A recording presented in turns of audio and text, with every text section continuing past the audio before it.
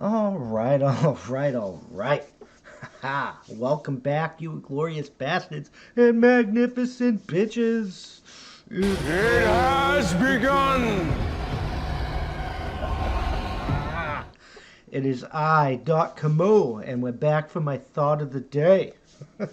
How dare you! So today we're going to talk about dating and sexual marketplace value and such, because I think that's an important topic for everybody to learn. So this is not exactly news articles, but we're going to read some things that are going to lay it out on the line, because men and women are not equal, and they never will be. Winning! How dare you! They're not. One's not better or greater than the other, but we're not equal. But let's get into this, because at the very beginning of the sexual marketplace value, most of like men, and it seems like a lot of men are virgins now and stuff, which is mind-boggling to me. But because Winning! No. you hold all the cards for relationships, so stop That's how winning is done! stop settling for women in their 30s, and start slaying some cheeks. But women control access to sex. I mean, it is what it is. They're born with 100% sexual marketplace value. They set the playing field. They basically, the Fret and Fish like to call it the candy store. They're born with access to the candy store. Us men have to like pry open the door or like get a job or like we have to earn our way into the fucking candy store. Sex is commonly thought as a private, intimate event that occurs behind closed doors, but we like to think making love in its personal romantic context, we often desire or imagine the sexual event as an ecstatic occurrence bathed in candlelight and fragrant incense and satin sheets and silk handcuffs, hot bubble baths, smooth berry white, and cold bubbly. This is all well and good, but viewing the sexual act as a private mind-body event can obscure important truths about its deep nature and meaning. Soft whispers and passionate kisses to tell the story of sex, but not the whole story, and not always the most interesting or important part. Women typically die young. I choose you, Triggly-Puff. So, like, genetically, and then they get geriatric pregnancy, and that, I mean, the trends of those are slightly changing and whatnot, and women get pregnant earlier and later and later and later due to science and technology, but that's not the norm. Nor is it what most men want to spend money on or whatever. We're biologically hardwired to want younger, fucking fitter, tighter ass. It's just, it is what it is. Hence the importance of scientific theorizing and observations would seek. I'm going to lay off fucking truths on you today. I'm going to be fucking savage with it for both men and women.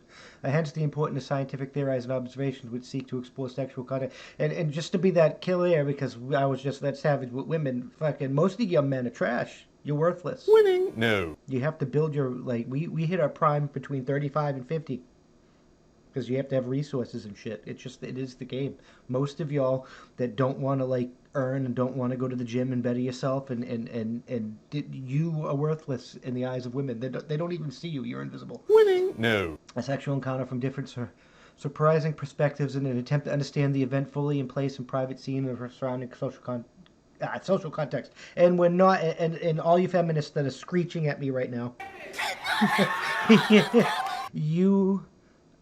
it doesn't matter. This is not a social construct. It is biological fact.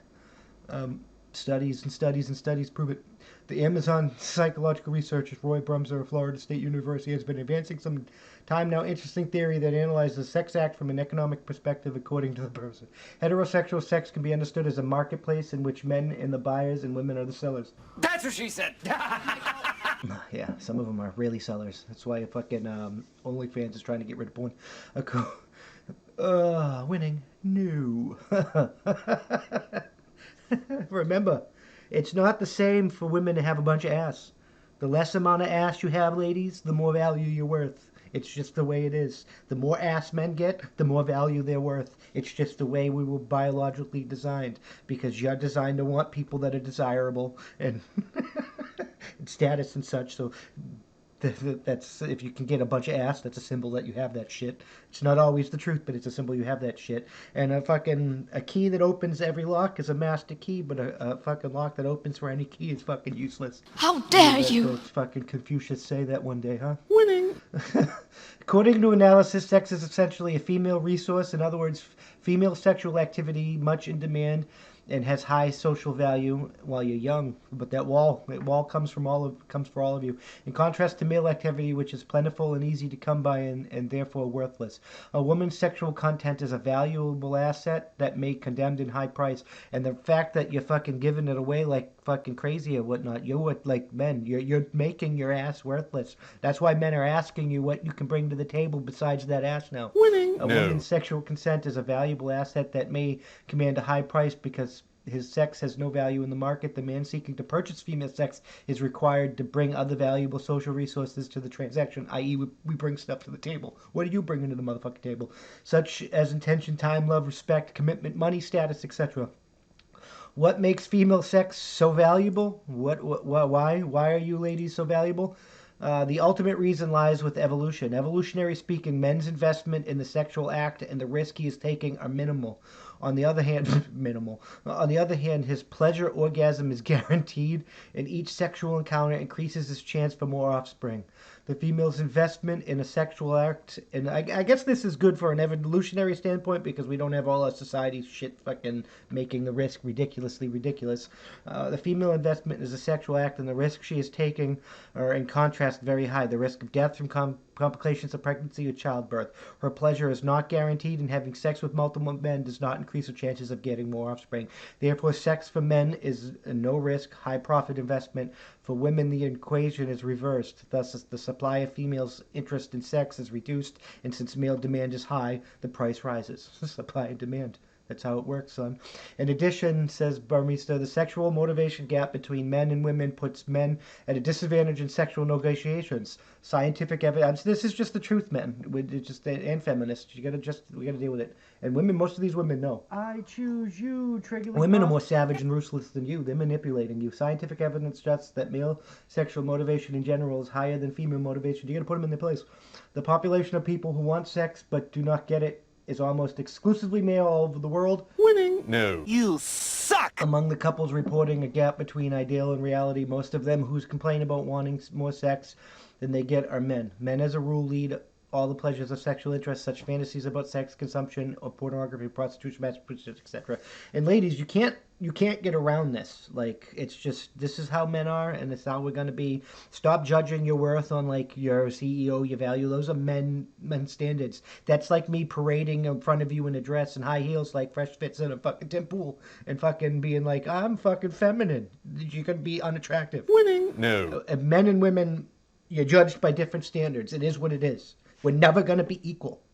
We're equally valuable, but we're not equal. We're not the same. We're not interchangeable. How dare you? Men's heights motivation for sex puts them at a disadvantage because, according to the well-known principle, or at least the ones least less invested and motivated in a relationship controls it. For example, if you love your partner more and he loves you more than he loves you, you are more interested in the relationship than he is. The control of the relationship rests with him.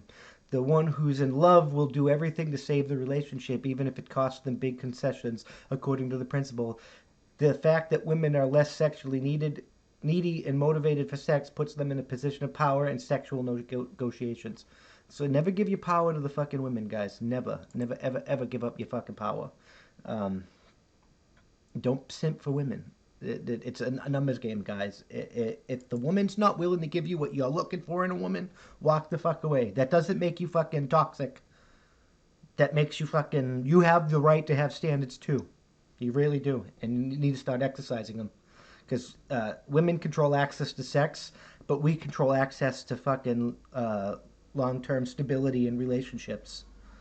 And women crave that shit. That's why you get all these older women. Like, where did all the men, all the good men go? I'm just fucking saying.